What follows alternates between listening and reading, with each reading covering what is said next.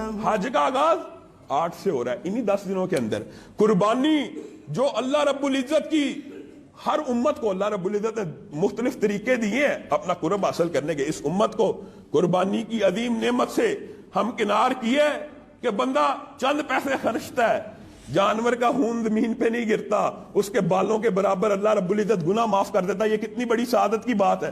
وہ قربانی کن دنوں میں ہے؟ انہی 10 دنوں میں. اور یہ بھی بات یاد رکھیے, بات آئی ہے بہت سے لوگوں نے متعدد پچھلے دنوں سوالات بھی کیے, انشاءاللہ کوشش کریں گے دوسرے خطبے کے اندر ان کو کور کیا جائے. لیکن جو بات عام فہم ہے وہ کیا ہے؟ قربانی کا جو پہلا دن ہے, یہ بات حقیقی ہے, سچی ہے اور درست اور راجع ہے. پہلے دن کی قربانی کا اجر و ثواب سب سے زیادہ ہے, اس میں کوئی شک و شبہ نہیں, کیونکہ یہ ان 10 دنوں میں شامل ہے افضلیت کے اعتبار سے.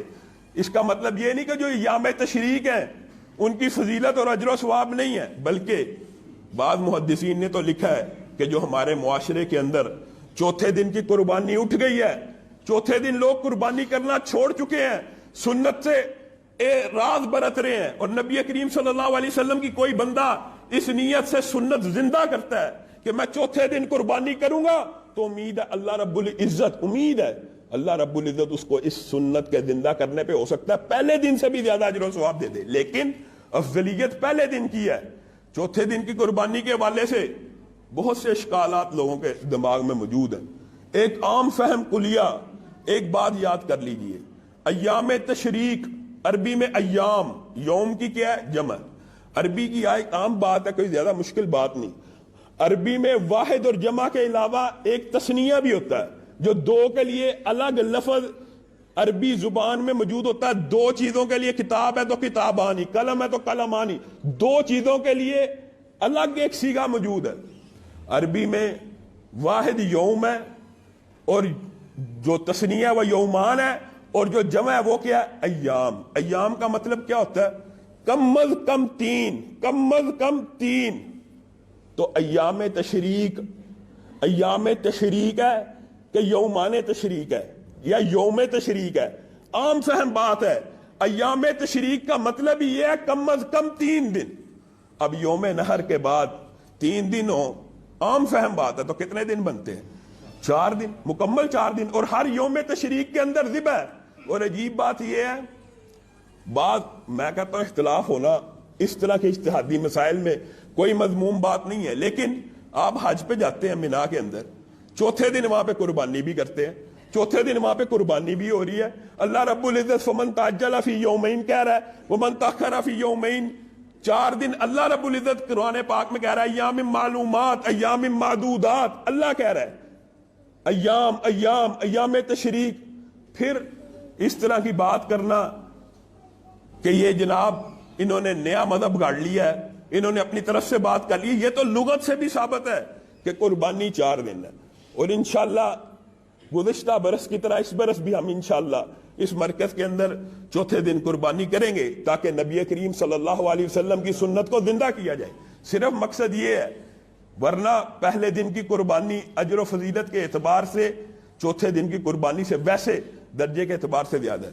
اب آئیے صحابہ کے طرز عمل کی طرف. حضرت ابو ہریرہ, حضرت عبداللہ ابن عمر, ان 10 دنوں کی اہمیت کو اجاگر کرنے کے لیے, لوگوں کو بتانے کے لیے عمل کیا کیا کرتے تھے. آپ صرف ان کے عمل کے اوپر نگاہ دوڑائیے, صرف ان کے عمل کے اوپر, تو آپ کو سمجھ آ جائے گی کہ ان 10 دنوں کی قدر و قیمت اور اہمیت کیا ہے.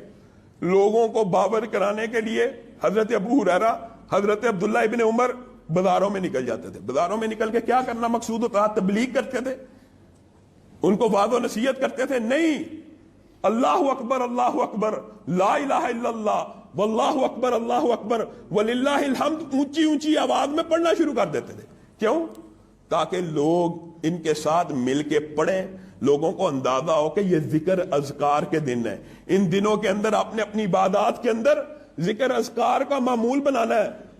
ذکر اذکار معروف ہے, کسی بھی مسنون اذکار کی کتاب میں سے 100 مرتبہ سبحان اللہ پڑھیے, 100 مرتبہ الحمدللہ, اللہ اکبر, یہ ساری تکبیر تحلیل اللہ رب العزت نے ان کے بہت زیادہ اجر و ثواب رکھے. درود پڑھیے, قرآن پاک کی تلاوت کیجئے, روزے رکھیے, جس میں سکت ہے روزہ رکھے, اور نماز باجماعت کا اہتمام کیجئے. اس کے علاوہ نیکی کے جتنے بھی کام ہیں नेकी का कोई छोटे से छोटा काम जिहाद फी सबीलिल्लाह से अफजल है इन 10 दिनों में, हम ही गाफिल है। जिहाद हमें मौका नहीं मिला कि हम जिहाद करें, लेकिन नबी करीम सल्लल्लाहु अलैहि वसल्लम की सही हदीस है, मम्माता, जो बंदा मर जाए और उसने अपने आप को जिहाद के लिए तैयार न किया, यानी ख्वाहिश ना बेदार हुई या अपने नफ्स को इस बात पे मादा ना किया, अल्लाह रब्बुल इज्जत कल कभी मौका मिला तो तेरे रास्ते में तलवार को उठा लूंगा, काफिर की गर्दन को भी काटूंगा, अपनी भी कटवा लूंगा। जो बंदा ये अपने नफ्स को आर्डर नहीं करता, मम्माता वलम यगज़ु वलम युहद्दिस नफ्सहु बिल ग़ज़ब, जो बंदा अपने दिल को इस बात पे मादा तैयार नहीं करता, वो क्या था, माता अला शोबत मिन निफाक, वो निफाक की हालत में मर जाता है। तो अल्लाह रब्बुल इज्जत ने अगर हमें जिहाद का मौका नहीं दिया, लेकिन जिहाद से अफजल आमाल के दिन तो दिए हैं। अगर हम इन दिनों में भी गफलत करें, अल्लाह की कसम बहुत बड़े खसारे की बात है। जिस तरह रमजान के दिनों में इंसान कोई गाफिल हो तो लोग अचंभे से देखते हैं। हमारे असलाफ और मुहद्दिसीन इन 10 दिनों को रमजान से अफजल मानते थे, लेकिन आज मुआशरे के अंदर इन दिनों की अहमियत ही नहीं पता।